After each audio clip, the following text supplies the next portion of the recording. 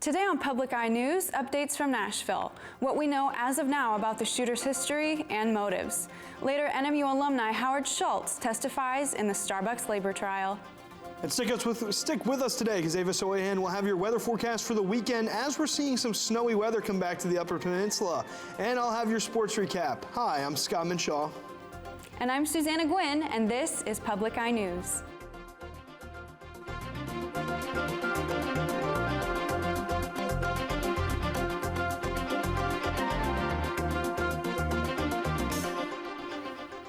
Starting off on this snowy afternoon, new developments in the elementary school shooting that took place in Nashville, Tennessee on Monday. 6 people were killed after the shooter opened fire at a private Christian school, including 3 children. This past afternoon, the identities of the victims as well as the shooter were publicly released. The victims include Catherine Kuntz, who is the head of the school, Cynthia Peak, who was a substitute, Mike Hill, who was a custodian, and 3 9-year-old children. Though police initially gave conflicting information about the gender identity of the shooter, the perpetrator has since been identified as Audrey Hale, a 28-year-old female at birth who identifies as a transgender person. On Tuesday, police released the body cam footage from 2 officers that details SWAT officers briefly speaking to the staff members outside the school before entering the building, sweeping the area, and advancing to the 2nd floor, where moments later Hale was shot and killed. And in Washington, it is official. A federal judge ruled on Tuesday that former Vice President Mike Pence will have to testify in the DOJ's investigation into whether former President Trump and his allies made an effort to overturn the 2020 election. The ruling also states that Pence will not have to answer questions about his own actions on January 6th when Trump supporters stormed the Capitol.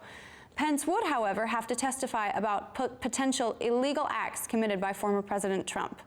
Upon hearing about the ruling, a Trump supporter said that there is no factual or legal basis of substance to any case against President Trump. And you may notice your wallet's a little heavier this tax season. A reduction in Michigan's income tax rate for the 2023 year, but it will only be for this year. According to Attorney General Dana Nessel, the tax rate dropped from 4.25% to 4.05%. The reduction was triggered automatically by a 2015 law which controls the taxable rate based on state revenue. Nessel said yesterday that the income tax rate will revert back to normal next year. The reduction is set to save Michigan taxpayers an estimated $700 million.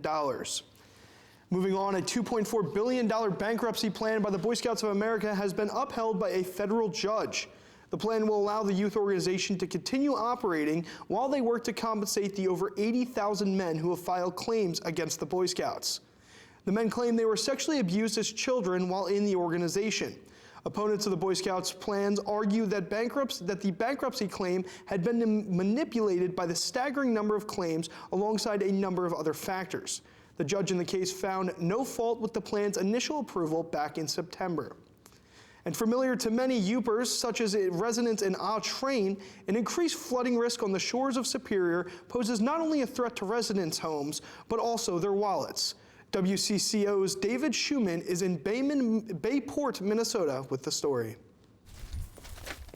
The closest Julie Johnson's come to having her Bayport home flood was a few years ago when river water submerged her backyard shed and nearly reached her basement. When we purchased, we knew that it's a possibility, and so, yeah, I mean, we watch it every spring. Flood risk is higher than normal this year, and Bayport's public works director says there are 50 to 75 people in town likely to be affected. We're always prepared every single year. We do see some flooding every single year. We usually will have advance notice online. We can see when it's coming.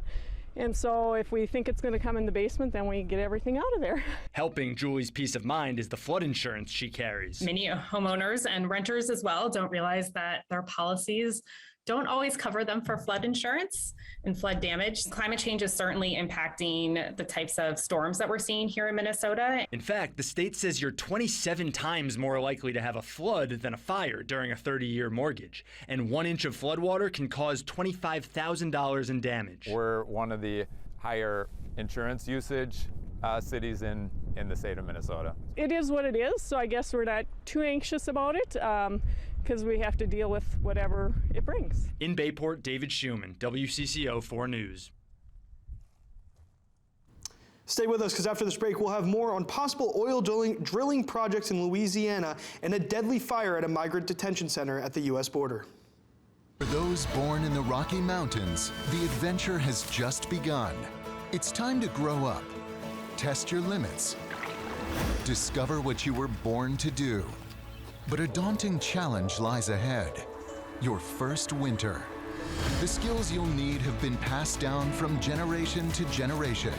This is how you thrive when you're born in the Rockies. Tonight at 8. Welcome back to Public Eye News. I am Ava Sahoyan here with your weather update for the day. If we take a look at NMU's roof cam, we've got some beautiful sunny skies, quite a bit of snow. Let's hope we see some more spring weather coming in soon.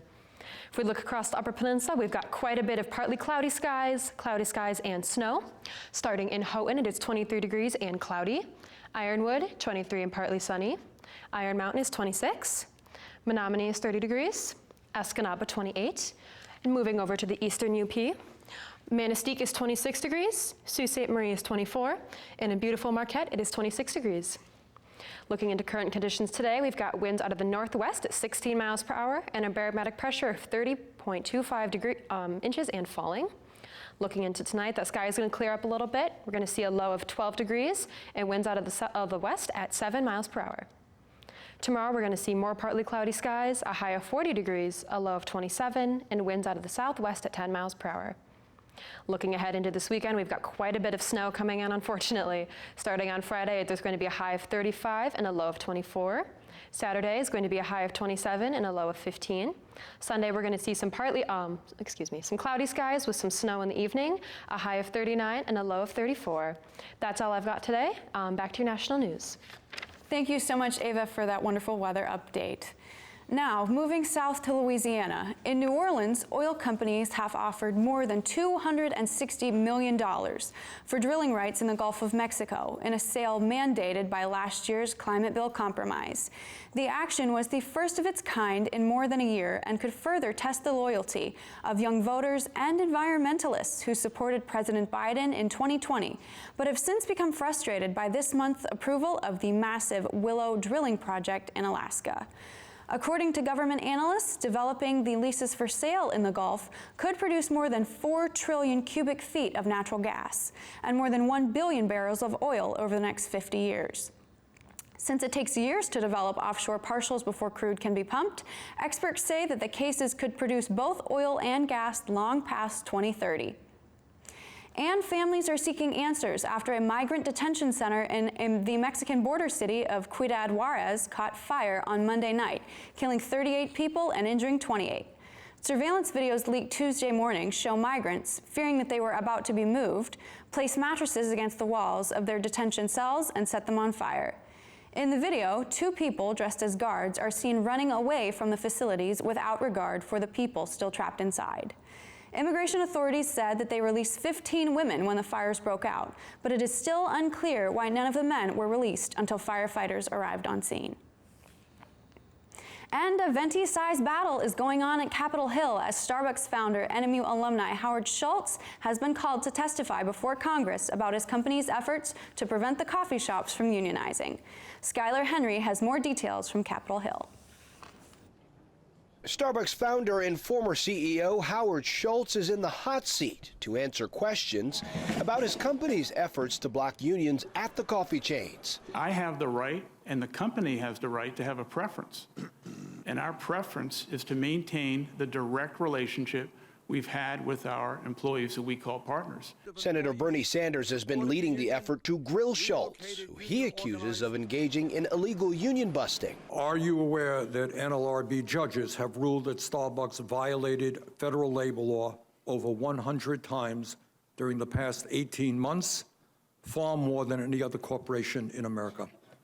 Sir, Starbucks Coffee Company unequivocally, and let me set the tone for this very early on, has not broken the law.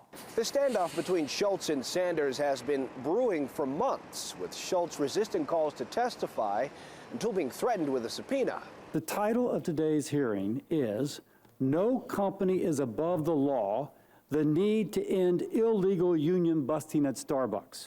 But let's not kid ourselves. This is not a fair and impartial hearing. Roughly 300 out of more than 9,000 Starbucks-owned shops have voted to unionize. Skyler Henry, CBS News, Washington.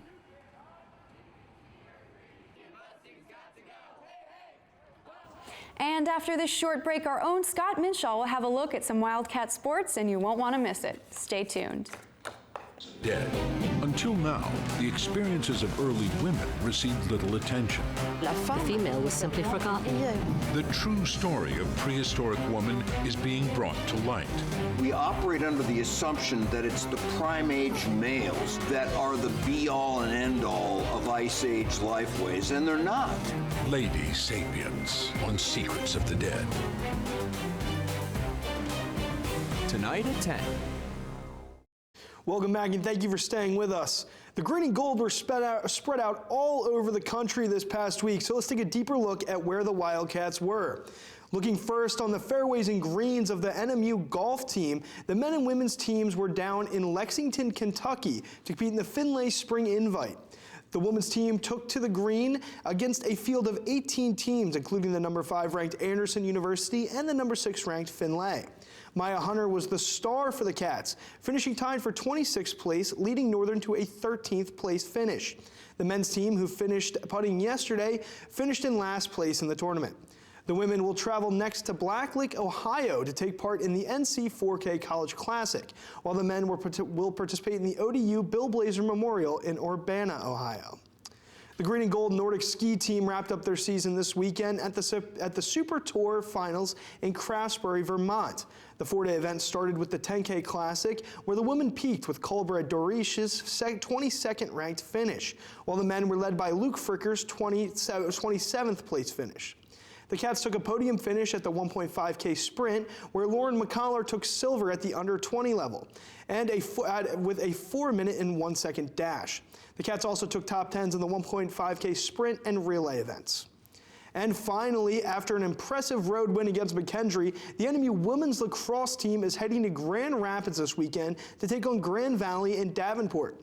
The Cats will take on Grand Valley in Allendale on Friday at GVSU. Their record currently stands at 0-10, so the Cats will be hoping to take away their first win off the Lakers.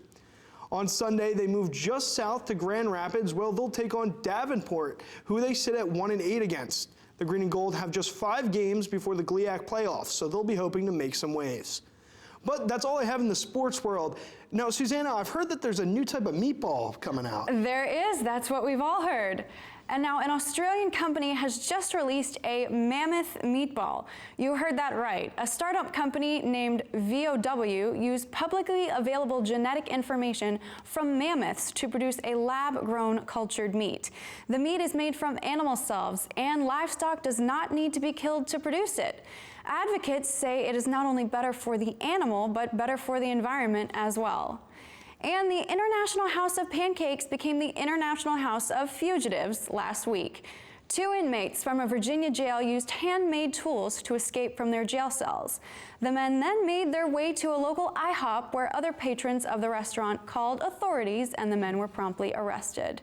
The men were back in jail, and the charges relating to the escapees are pending. Well, Susanna, I don't know about you, but if I escaped from jail, I don't think IHOP would be my first stop. Oh, goodness, no. I don't know if I'd want a mammoth meatball either. I might be heading to Chick-fil-A. Yeah, that's probably a little bit better. Wish we had one of those up here. But unfortunately, that is all the time we have for you today. On behalf of Susanna Gwynn and Ava Sohoyhan, I am Scott Minjal. Thank you for joining us, and we'll see you tomorrow for another edition of Public Eye News.